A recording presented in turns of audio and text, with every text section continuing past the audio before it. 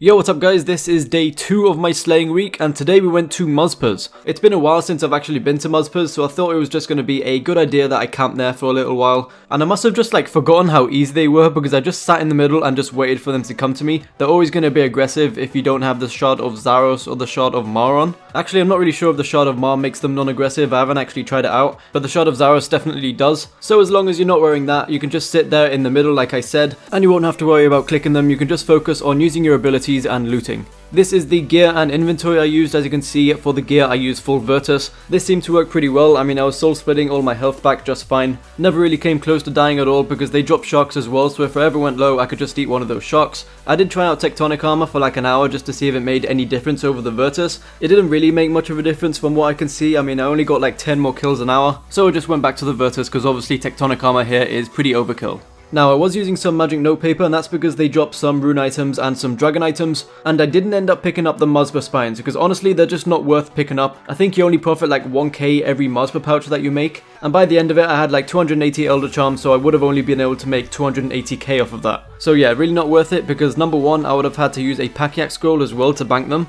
and number 2, if I did use my time and effort to bank them and pick them all up, then I probably would have ended up with a lot less kills. Also, the magic XP here is pretty damn good as well. I think we ended up getting around 380k XP an hour, and that was just in magic, so overall we were getting over 500k XP an hour, so there's nothing to complain about there, and I can say by the end of it we ended up getting 1793 Muspah kills, and this equates to around 358 an hour. I always assumed Muspahs to be around 300 an hour, so we exceeded expectations on that front. Now let's check out how much money we made. From 5 hours and 1793 Muspah kills, we ended up making a little over 20 mil, and that's just a little over 4 mil an hour. I honestly really did not expect this. I thought it was just going to be a little under 3 mil an hour, but this really exceeded expectations. I don't really know why I underestimated them so much. I guess I just really never knew how good they were. But 4 mil an hour, wow, and to think I was actually going to replace these, so glad I didn't, so glad I actually just kept them in. And now I'm thinking we're definitely going to get more than I expected during this week. I mean, I predicted 80 mil yesterday and we're already at 35 mil and it's only the second day. So yeah, things are looking very bright for the future of this miniseries. But before I end the episode, let's just take a look at what drops made us the most money.